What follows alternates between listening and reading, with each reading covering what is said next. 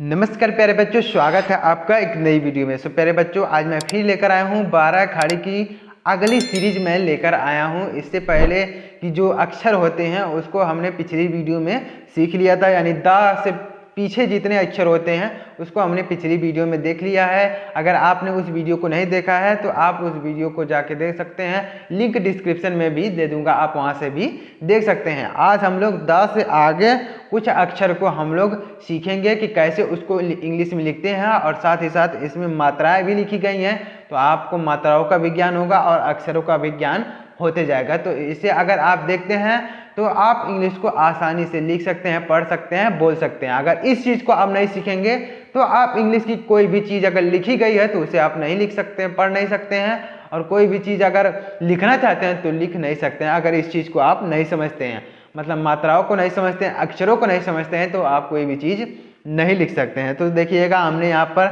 The लिखा है, यानी द धा ध जो आगे अक्षर होंगे उनको हम लोग इंग्लिश में लिखेंगे, और इसके पहले जो अक्षर थे उनको हमने पिछली वीडियो में देख लिया है। तो उस वीडियो को देखिएगा तो आपको समझ में आएगा धीरे धीरे। और आगे देखिएगा, हम लोग लिखेंगे द का। तो द का क्या होता है? द को हम इंग्लिश में लिखते हैं डी। द को इंग्लिश में क्या लिखते हैं? डी। और अगर मान लीजिए द पर आ की मात्रा लग जाए तो उसके लिए लिखते हैं डी ए। डी ए, यानी द का हो जाएगा डी और आ की मात्रा के लिए ए, तो हो जाएगा डी ए। द पर छोटी की मात्रा कैसे लिखेंगे? तो द का तो होगा डी और छोटी की मात्रा के लिए आई, तो डी आई, इस तरीके से। अब द पर बड़ी की मात्रा कैसे लिखेंगे? तो द का होता है डी और बड़ी की मात्रा के लिए डबल ई। इसमें आपको दो चीज़ सीखने को मिलेंगे। एक तो अक्षर का ज्ञान हो जाएगा आपको, मतलब जो हिंदी के अक्षर होते हैं का खा गा गा च च, ये जो अक्षर होते हैं इन चीज़ों का ज्ञान आपको हो रहा है। देखिएगा, यहाँ पर द है, नीचे धा है, तो इस तरीके से आपको अक्षरों का ज्ञान हो रहा है। साथ ही साथ आपको यहाँ पर आ की मात्रा, छोटी की मात्रा, बड़ी की मात्रा, छोटा की मात्रा, बड़ा की मात्रा, मात्राओं का भी ज्ञान आपको हो रहा है। तो अगर इस चीज़ को आप देखेंगे तो आपको दो चीज़ों का फायदा होगा। एक तो अक्षरों का ज्ञान हो जाएगा और दूसरा आपको मात्राओं का। तो देखिए, द पर अगर छोटाओं की मात्रा हो तो द पर छोटाओं की द के लिए लिखेंगे डी और छोटाओं की मात्रा के लिए यू, तो डी यू। द पर बड़ाओं की मात्रा अगर हो तो द के लिए लिखेंगे डी और बड़ाओं की मात्रा के लिए डबल ओ। बड़ाओं की मात्रा के लिए क्या लिखेंगे? Double O. अब द पे ए की मात्रा हो तो द को लिखते हैं डी और ए की मात्रा के लिए ई। अब द पर आई की मात्रा तो द के लिए डी और आई की मात्रा के लिए ए आई, तो डी ए आई। द पर ओ की मात्रा कैसे लिखेंगे? तो द का होगा डी, ओ की मात्रा के लिए ओ। द कैसे लिखेंगे? तो द का हो जाएगा डी, औ की मात्रा के लिए लिखते हैं ए यू, औ की मात्रा के लिए ए यू।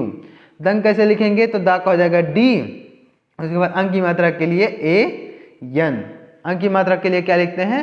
ए यन। और द कैसे लिखेंगे? तो द का हो जाएगा डी और अंक की मात्रा के लिए लिख देंगे, आह की मात्रा के लिए लिख देंगे ए एच, तो डी ए एच द। इस तरीके से आप आसानी से कोई भी चीज़ समझना चाहते हैं, यानी द, जैसे मान लीजिए द से कोई शब्द लिखा गया तो आप उसको इंग्लिश में लिख सकते हैं। उसमें अगर मात्राएं लगी हो तो भी आप लिख सकते हैं, कोई भी मात्रा लगी हो, चाहे आ, छोटी बड़ी, छोटा बड़ा, चाहे जो कोई मात्रा लगी हो तो उसे आप आसानी से लिख सकते हैं। अब देखिए, धा का यहाँ पर हमने लिखा है, तो धा को क्या लिखते हैं? देखिएगा ध्यान से।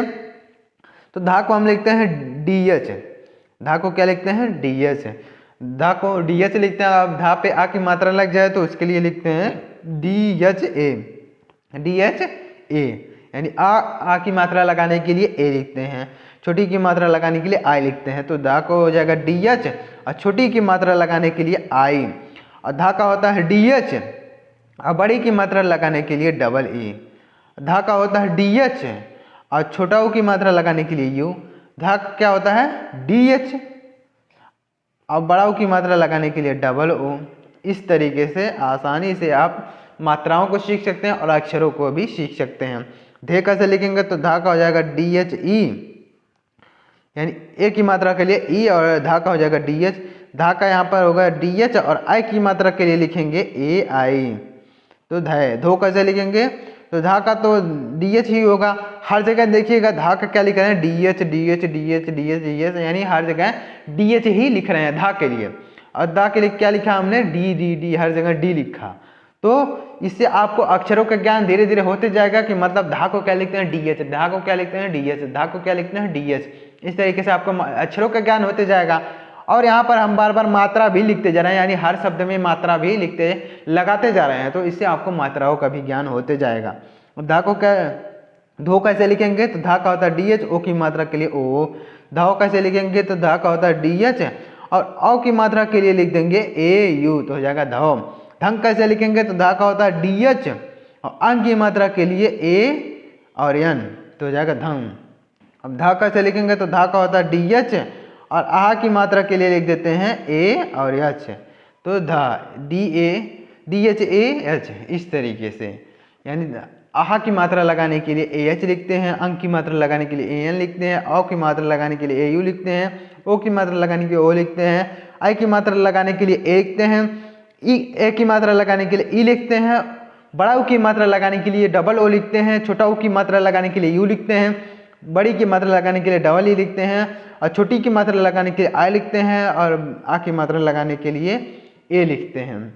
तो इस तरीके से आपको मात्राओं का भी ज्ञान हो रहा है। अब देखिएगा धा के बाद क्या आता है ना, तो यहाँ पर हमने लिखा है ना। अब ना को इंग्लिश में क्या लिखते हैं और उस मात्राओं को लगा लगा के कैसे लिखेंगे देखिएगा ध्यान से। तो देखिए ना को इंग्लिश में हम लोग लिखते हैं यन, ना को इंग्लिश में लिखते हैं यन, और ना पे आ की मात्रा हो तो ये ना को यन ही लिखेंगे और आ की मात्रा के लिए ए लिख देंगे। फिर देखिए ना पर छोटी की मात्रा तो ना के लिए लिखेंगे यन और छोटी की मात्रा के लिए आई। अब ना पर बड़ी की मात्रा कैसे लिखेंगे, तो ना के लिए तो यन ही लिखेंगे और बड़ी की मात्रा के लिए डबल ई, बड़ी की मात्रा के लिए क्या लिखेंगे डबल ई, बड़ी की मात्रा के लिए डबल ई। अब ना पर छोटा की मात्रा तो ना का तो यन ही होगा और छोटा की मात्रा के लिए यू, तो यन यू। अब ना पर बड़ाओं की मात्रा तो ना का यन ही होगा और बड़ाओं की मात्रा के लिए डबल ओ, तो यन डबल ओ नू। अब देखिए ना पर ए की मात्रा तो ना का तो यन ही होगा और ए की मात्रा के लिए ई। अब ना पर ए की मात्रा कैसे लिखेंगे, तो देखिए ना का तो यन ही होगा, सॉरी ना का यन ही होगा और आई की मात्रा के लिए लिखेंगे ए आई, तो हो जाएगा नए, यन ए आई नए। इस तरीके से आप लिख सकते हैं। अब ओ कैसे लिखेंगे, यानी ओ की मात्रा अगर ना पर ओ की मात्रा लगी हो तो कैसे लिखेंगे, तो ना का हो जाएगा यन और ओ की मात्रा के लिए ओ, तो हो जाएगा नो। नौ कैसे लिखेंगे, तो ना का हो जाएगा यन, औ की मात्रा के लिए ए यू, तो हो जाएगा no, N A U no. अब देखिए ना पर अंक की मात्रा तो ना का हो जाएगा यन, अंक की मात्रा के लिए ए यन, और ना पर आह की मात्रा अगर लगानी हो तो ना का हो जाएगा यन और आह की मात्रा के लिए ए यच, आह की मात्रा के लिए ए यच। यानी आ की मात्रा चाहे जहाँ लगानी हो, देखिए यहाँ पर भी ए एच है, यहाँ पर भी ए एच है, यहाँ पर भी ए एच है, या चाहे आ की मात्रा चाहे जहाँ लगानी हो उसके लिए हम लोग ए एच ही लिखेंगे। अंक की मात्रा चाहे जहाँ लगानी हो उसके लिए हम लोग ए एन ही लिखेंगे। तो इसी तरीके से अगर बार बार आप उस चीज़ को देखते जाएंगे, आपको कुछ करने की जरूरत नहीं, बस आप वीडियो को देखते जाइए, आपको यह समझ में आने लगेगा धीरे धीरे। अगर आप रेगुलर वीडियो को देखेंगे तो आपको कुछ ना कुछ समझ में आने लगेगा कि किस चीज़ को क्या लिखते हैं। आपको याद करने की जरूरत नहीं पड़ेगी, आप उस चीज़ को देखते जाइए, केवल सुनते जाइए, कान से सुनते जाइए और आंख से देखते जाइए। बस आपको कुछ करने की जरूरत नहीं है, आपको लिखने की जरूरत नहीं है, आपको पढ़ने की जरूरत नहीं है, बस आप उस चीज़ को सुनते जाइए और देखते जाइए, आपको यह धीरे धीरे समझ में आने लगेगा। लेकिन आपको क्या करना होगा, रेगुलर आपको वीडियोस को देखना होगा, तो ही आपको समझ में आएगा। अदरवाइज आप एक दिन देखेंगे, 2 दिन नहीं देखेंगे, 3 दिन नहीं देखेंगे तो आपको समझ में नहीं आएगा। तो आप अगर रेगुलर वीडियो देखते हैं तो आपको यह समझ में आएगा। अब देखिए यहाँ पर ना का हमने लिख दिया, पा कैसे लिखेंगे, तो पा का होता है पी, पा का क्या होता है पी। अब पा पे अगर आ की मात्रा लगी हो तो पी ए, पा पे अगर आ की मात्रा लगी हो तो पी ए, और पा पर छोटी की मात्रा लगी हो तो पी आई। अब पा पर बड़ी की मात्रा लगी हो तो पी डबल ई, पा पे बड़ी की मात्रा लगी हो तो पी डबल ई। अब पा पर छोटाओं की मात्रा लगी हो तो पी यू, अब पा पर बड़ाओं की मात्रा लगी हो तो पी डबल ओ, बड़ाओं की मात्रा के लिए डबल ओ। पा पर ए की मात्रा तो पा का हो जाएगा पी और ए की मात्रा के लिए ई।